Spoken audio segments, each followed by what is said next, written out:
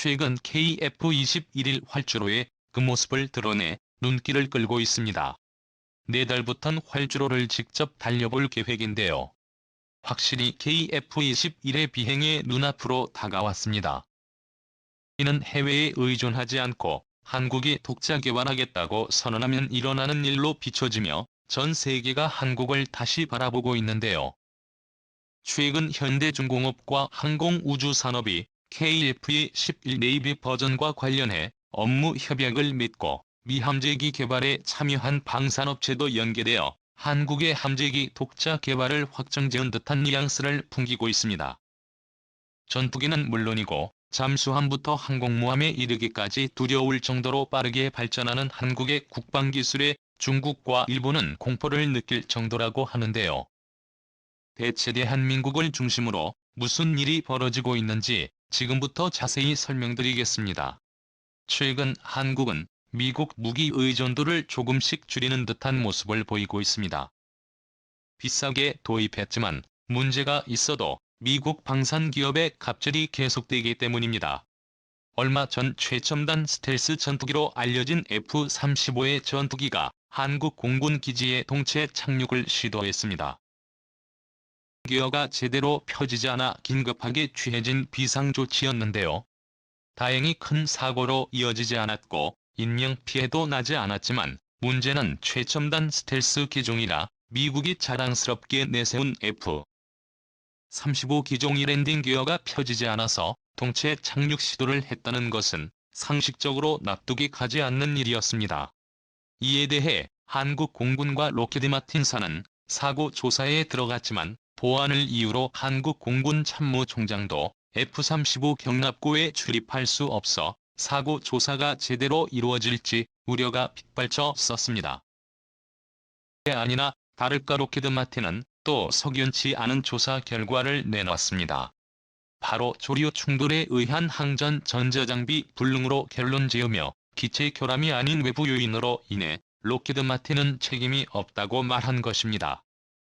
문제는 해외에서 F-35가 조류와 충돌한 사례들이 종종 보고됐지만 조류 충돌에 의해 항전 장비가 불능이 된 적은 한 번도 없었다는 것인데요. 2014년 8월 20일에 미국 플로리다의 에글린 공군기지에서 미 공군 F-35에 의해 조류 충돌 사고가 발생했는데요. 이 사례에서 항전 장비는 정상이었고 당연히 랜딩 기어를 내려서 안전하게 착륙했습니다. 2015년 5월 7일 일본 이와쿠니에서 미 해병대의 F-35B가 새로 부딪혔는데도 정상적으로 착륙했습니다. 또 다른 의혹은 록히드마틴이 엔진 흡입구에 독수리가 들이받은 흔적이 보인다고 말했지만 엔진 흡입구에 손상이 있을 경우 엔진이 셧다운되어야 하는데 조종사 증언에 따르면 엔진과 조종관만 정상이라고 설명했습니다. 한마디로 조류 충돌로 인한 현상으로 볼 수 없다는 것입니다. 이것으로 록히드마틴은 책임 회피만 하고 있으며 한국 공군의 책임을 전가하는 태도까지 보이고 있습니다. 말도 많고 탈도 많은 F-35에 대해 불만이 극에 달했고 한국도 더는 참을 수 없다며 칼을 뽑아들었습니다. 바로 차기 함재기 사업에서 KF-21 네이비 기종을 도입해 F-35 대신 적용하겠다는 결심을 한 것으로 보입니다. 국형 항모 사업에 이 기종이 들어갈 것이라는 소문이 파다했으나 최종적으로 F-35가 기종이 들어가는 것으로 결정하고 KF-20을 함재기형은 개발하지 않은 것으로 많은 사람들이 알고 있었습니다. 그러나 작년 아덱스 2022 행사에서 현대중공업과 한국항공우주산업이 한국형 항공모함과 함재기 개발 사업에 서로 협력한다는 양해각서가 체결되면서 국산 함재기 개발이 아직 좌초되지 않은 것이라는 사실을 확인할 수 있었습니다. 또한 경항공모함 사업이 추진되면서 해군이 내놓은 정책 홍보자료에도 국산 함재기 개발에 대한 부분은 열어놓은 것이 발견되었습니다. 항공모함 오신 분호 10답이라는 자료에서 항공모함 탑재 전투기를 국내 도입할 것인지 국내 자체 개발로 갈 것인지는 아직까지 결정되지 않았다고 답하며 해외의 11은 개발은 현재 진행형임을 알 수 있습니다. 정부 역시도 공식적으로 답변을 하지 않았지만 뒤로는 KF-21 네이비 개발을 위한 사전 포석을 진행 중인 것이 밝혀졌는데요. 최근 정부는 제트기가 첨단 엔진 개발을 적극 검토하고 있다고 밝혔습니다. 승욱 산업통상자원부 장관이 참여한 2012년 항공우주인 신년 인사회에서 제트기가 첨단 엔진에 대한 이야기가 나왔습니다. 이 자리에서 그는 1만 파운드급 이상 첨단 엔진 개발을 하고 있다는 소식을 알렸습니다. 추력이 부족하지만 향후 개발되는 전투기에는 최신 제트기가 첨단 엔진을 탑재해야 한다며 그는 경쟁적으로 주변 국가들이 발전을 거듭하는 상황에서 국가 안보를 위해 개발은 필연적이라는 답변을 남겼습니다. 이 소식이 퍼지면서 주변 국가들은 놀라움을 감추지 못했다고 하는데요. 최근 한국이 보이는 행보를 보면 모든 기술을 독자 개발하겠다고 나서며 깜짝 놀랄 만한 속도로 무기들을 만들어내고 있습니다.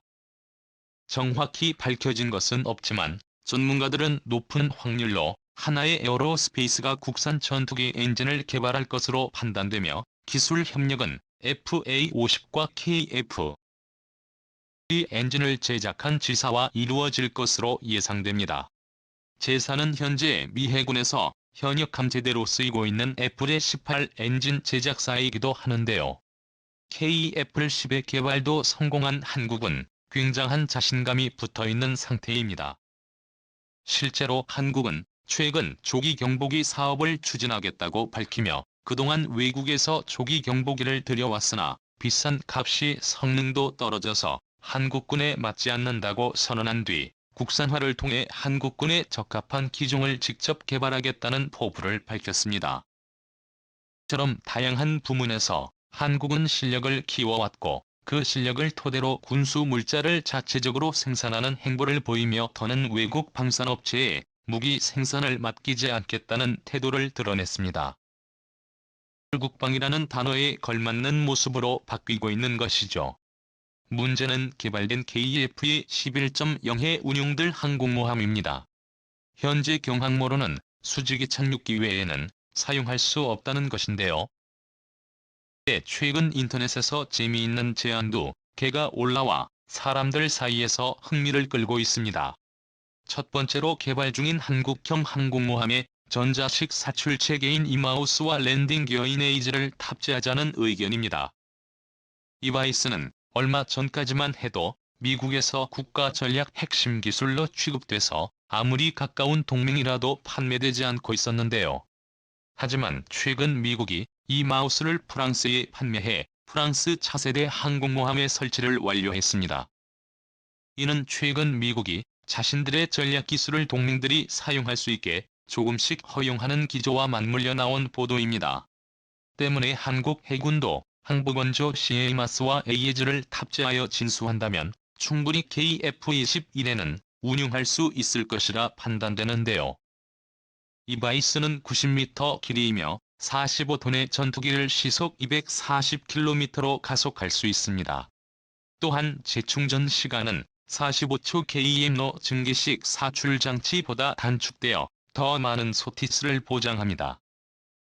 전략에서는 독도함의 비행갑판과 발전 방식을 개조하여 이 마우스를 탑재한다면 독도함에서도 24톤의 시트 그레이하운드 30인승 수송기에 30톤의 엑터의 28일 슈퍼 호넷이 16톤의 이트리 호크와의 31톤의 F-35C 라이트닝 II 를 모두 사용할 수 있다고 주장합니다. 독도함과 같은 크기인 브라질의 미나스 제라이스 항공모함이 실중한 바 있는데 다만 함재기 최대 탑재량이 적다는 단점이 있어 실행에 옮겨지지는 않겠지만 완전히 허황된 이야기는 아닙니다. 때문에 이 마우스를 도입해서 한국형 항공모함에 탑재하면 해리 F-21에는 무리 없이 사용할 수 있을 것으로 예상되는데요. 올해부터 본격적으로 시작될 한국형 항공모함 사업은 20만 313년의 전력화를 목표를 두고 있는 만큼 충분한 시간이 있어 KF-11N도 충분히 탑재 가능할 것이라 전문가들은 예측하고 있습니다. 또한 그 사이에 새 말소형 모듈 원자로를 개발해 탑재한다면 이 말송 운용에 필요한 전력을 충분히 확보할 수 있을 것이라는 전망입니다. 두 번째는 퀸 엘리자베스 항모를 한국 해군이 도입하는 것입니다. 없는 이야기처럼 들리지만 최근 영국이 한국에게 깜짝 놀랄 만한 제안을 했다는 소식이 들려오면서 한국에게 세계의 관심이 쏠렸는데요. 작년 퀸 엘리자베스 함이 한국을 방문했을 당시에 영국이 한국을 상대로 항모 렌탈에 대한 논의를 했다는 소문이 퍼졌습니다. 벤 월리스 영국 국방장관은 한국 언론과의 인터뷰에서 퀸 엘리자베스가 한국을 방문하는 이유에 대해 영국 항모를 한국에게 보여주기 위해서라고 답하며 영국 고위 관료들과 한국 정부가 접촉한 사실을 드러냈는데요. 향후 영국이 항모 개발에 대해 기술 이전을 약속한 것은 물론이고 경항모를 넘어 대형 항모가 필요할 경우 영국의 항모를 한국에게 넘길 수도 있다는 논의가 나왔다고 합니다. 한국에 방문했던 퀸 엘리자베스 함이 그 대상이 될 수 있다고 할 수 있습니다. 여기서 퀸 엘리자베스 항모가 수직 이착륙기만 운용할 수 있는 것이 문제가 될 수 있지만 최근 퀸 엘리자베스급 항모에 전자식 사출 장치를 탑재한다는 소식이 전해지고 있으며 허가 과정을 통해 KF-21에는 운용할 수 있습니다. 양국 공식 입장이 없어 해프닝으로 끝날 수 있지만 주변국을 긴장시키기엔 충분했습니다. 특히 일본과 중국은 한국의 성장에 견제하지 않을 수 없는데요. 이들 국가들은 오랜 시간 많은 돈을 투자해 군 규모를 늘려왔지만 한국이 급속도로 빠르게 이들을 따라잡는 모습에 당황하지 않을 수 없었습니다. 한국이 개발 중인 항공모함에 대해서도 깊은 우려를 드러냈던 이들이 영국의 대형 항모까지도 한국이 차지할 수 있다는 소식은 이들을 긴장하게 만들었습니다. 자체적인 기술력을 바탕으로 성장하는 모습에 이후 기술 개발이 더 진행될 경우 한국은 무기 수출에 있어서도 상당한 영향력을 가질 것이라는 분석까지 나오며 중국과 일본 모두 한국을 견제 대상으로 삼기 시작했습니다. 한국은 전투기 개발과 각종 무기체계 등 매년 7.6%의 국방 예산이 늘면서 8년 이내 세계 3위권의 군사강국이 될 수 있다는 평가가 돌고 있는데요. 특히 유럽 무기들을 제치고 중동에서 한국의 수출 성공 사례도 주변국들에게 큰 충격으로 다가왔습니다. 1년의 자체 개발 소식과 항모 도입이 현실화된다면 순위가 더욱 상승할 것으로 전망됩니다. 가난한 나라에서 세계 유수의 국가들과 견주어도 전혀 밀리지 않은 국방력을 갖추게 된 대한민국의 놀라운 발전 속도에 박수를 보내며 앞으로도 대한민국의 자주국방과 강력한 힘을 갖추기를 기원하겠습니다. 끝까지 시청해주셔서 감사합니다.